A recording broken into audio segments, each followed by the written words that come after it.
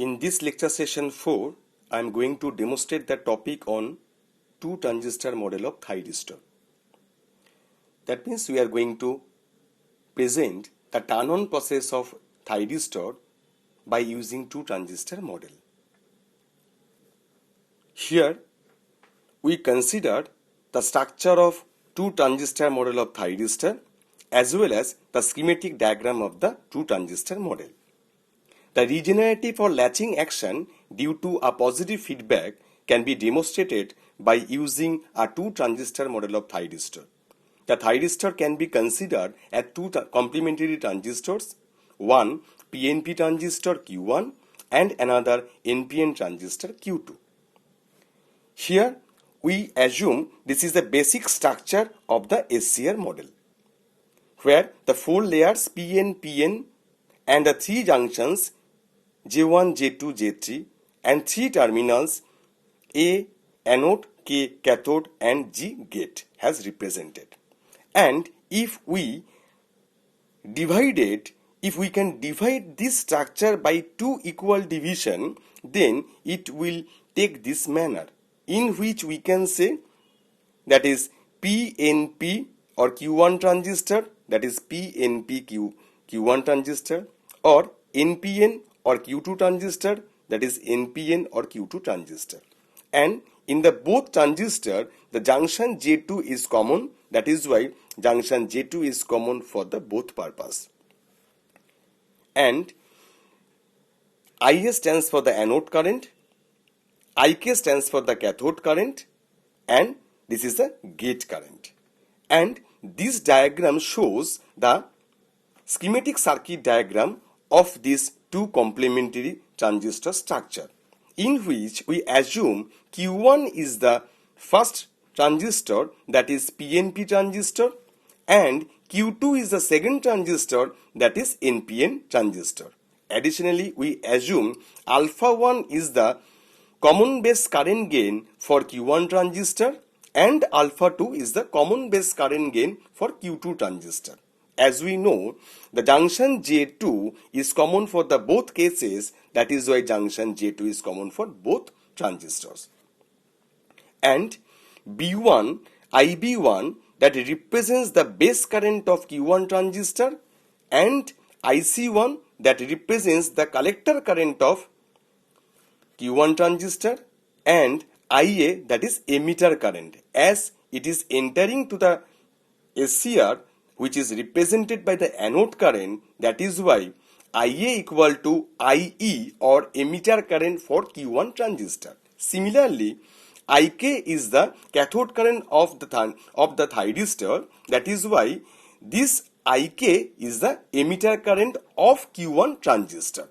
And this is IG, which is called positive feedback. That is why we are injected this IG or gate current towards the device.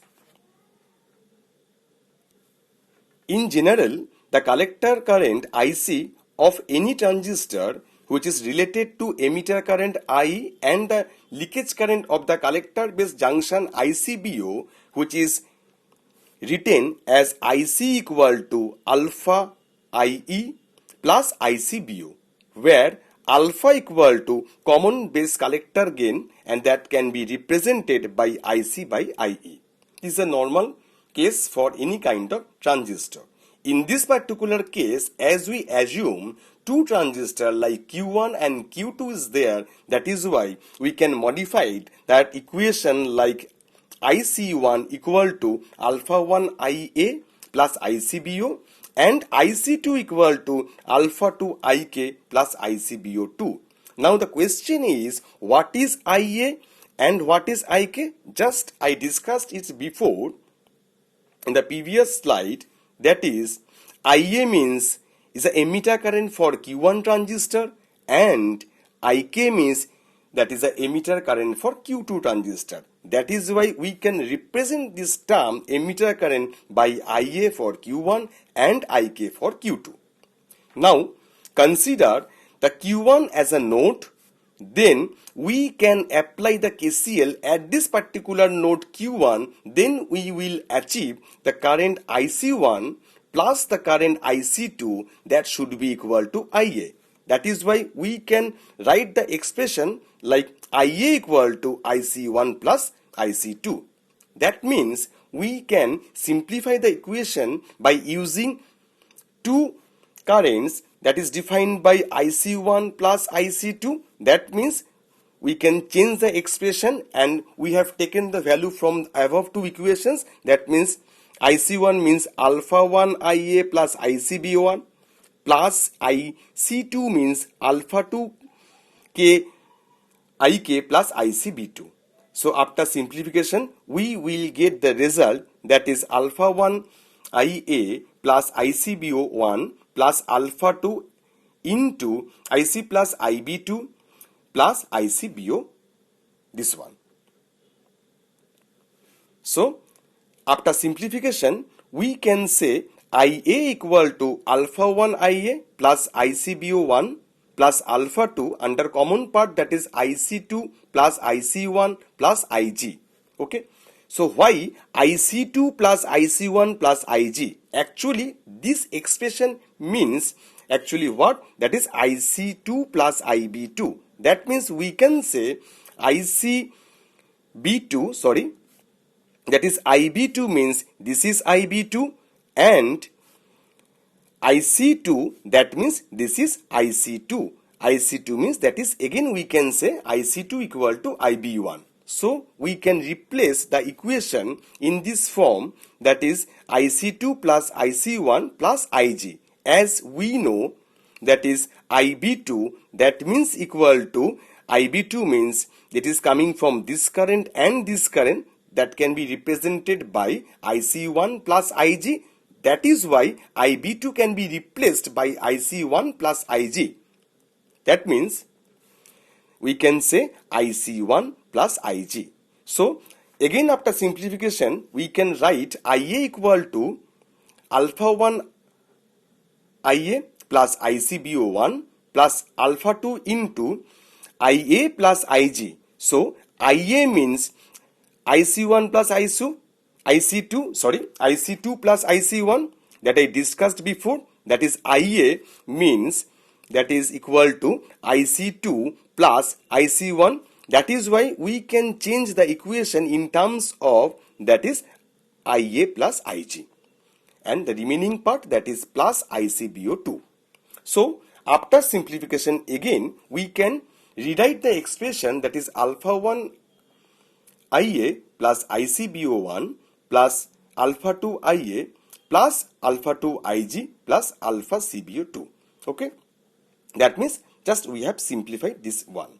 So after getting the common part, that is IA, we can rewrite the expression that is equal to alpha 1 plus alpha 2 from the above one, and the remaining part that can be replaced by alpha 2 IG plus IBO1 plus ICBO2. That means we can change the expression from left hand side to right hand side. Then we can say IA into 1 minus alpha 1 plus alpha 2, that should be equal to alpha 1 IG plus ICBO1 plus ICBO2. So the final expression we can write IA equal to alpha 2 IG plus ICBO1 plus ICBO2 divided by 1 minus alpha 1 plus alpha 2. Okay. From this expression we can conclude this the lower or denominator part of the expression, that is 1 minus alpha 1 plus alpha 2. That means if we are increasing alpha 1 or alpha 2, that means the summation of alpha 1 plus alpha 2, if it approaches 1, that means it will give you 0. That means huge amount of current or that means infinity number of the current can flow throughout the device. That means we can say that device is under on state condition. Our approach is we should taken care of this particular current, that is IA. If IA starts flowing, that means we can say the device is under on state. That can be possible by using this equation if alpha 1 plus alpha 2 is approaches near to 1. If alpha 1 and alpha 2 is increases, that means the device will be under latching condition or on state. So let me discuss this in brief. As we know, the current gain alpha that can depends on the emitter current in case of any transistor topology.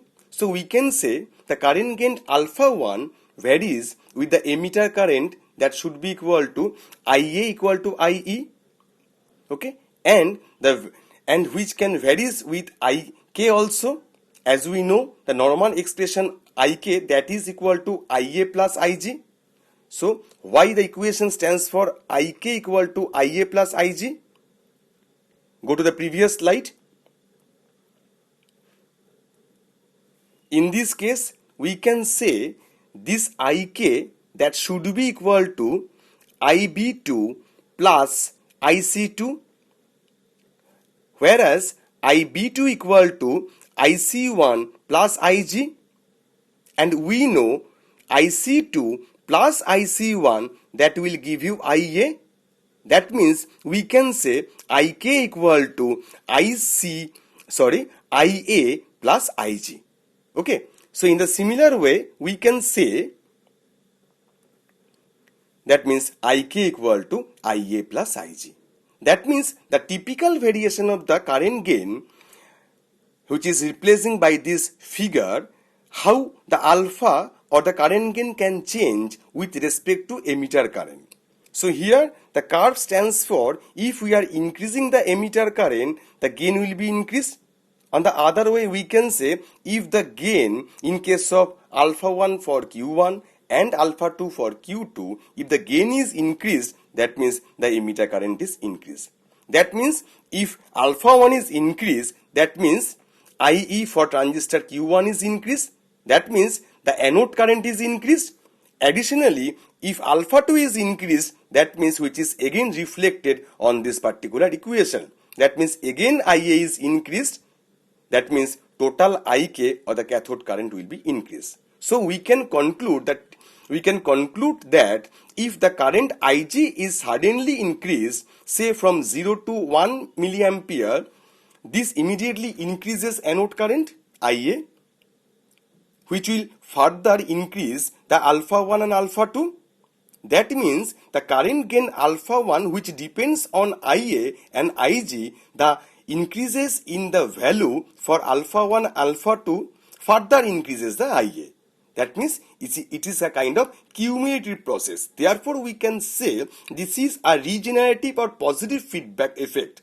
That is why alpha 1 plus alpha 2, it tends to unity, and which can be, that means which is able to increase the huge amount of anode current, as the anode current depends on the both gain alpha 1 alpha 2. That means by using that particular equation, that is alpha 1 plus alpha 2, that means that device is under latching condition by applying the small amount of gate pass. Okay. Now talking about the transient case. Under transient condition, the capacitance of the PN junction as shown in the figure here. We know every PN junction has its capacitive effect when we are increasing huge amount of emitter current, or we can say in this purpose that is anode current. That means we can say under transient condition, the capacitor of the PN junction as shown in this figure, which is influenced by the characteristics of thyristor. If a thyristor is in blocking state and rapidly we are trying to raise the anode voltage of the device, then it would cause the high current flow through the junction capacitor.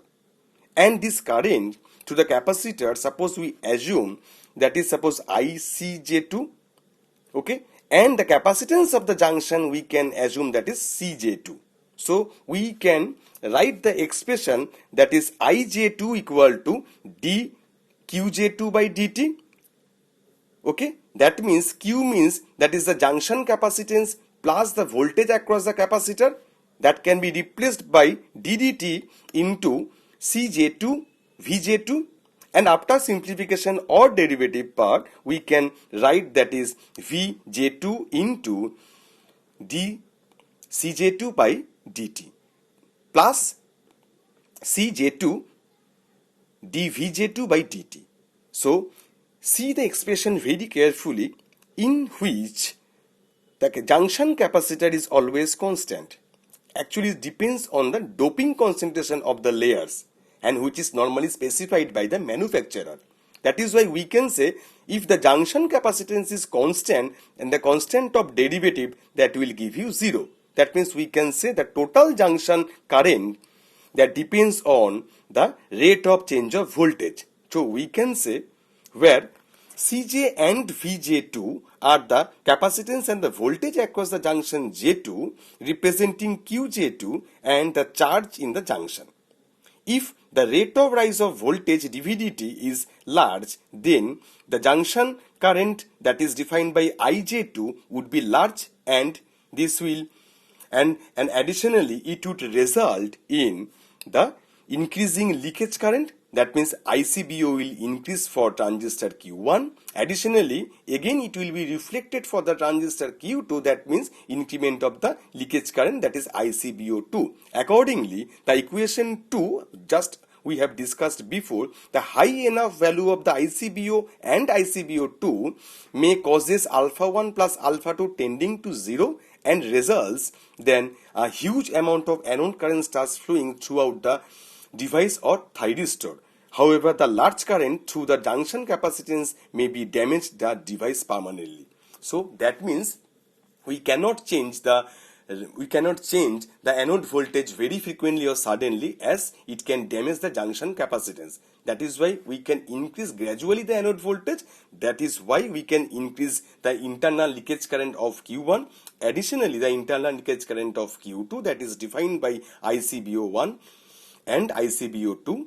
That means if the both leakage current will increase, that will contribute the high gain for alpha 1 in case of the Q1 transistor and alpha 2 in case of the Q2 transistor. If the additional gain alpha 1 plus alpha 2, which will tend to unity, that means the expression that I know, that is the denominator part alpha 1 plus alpha 2 is increased, that means the total current is increased. That means we can conclude that if we are injected the small amount of gate current, then the device will be under conducting state. The whole thing that is represented by the two transistor model, due to which this is well defined by the turn-on process of the thyristor by using two transistor model. Okay, thank you.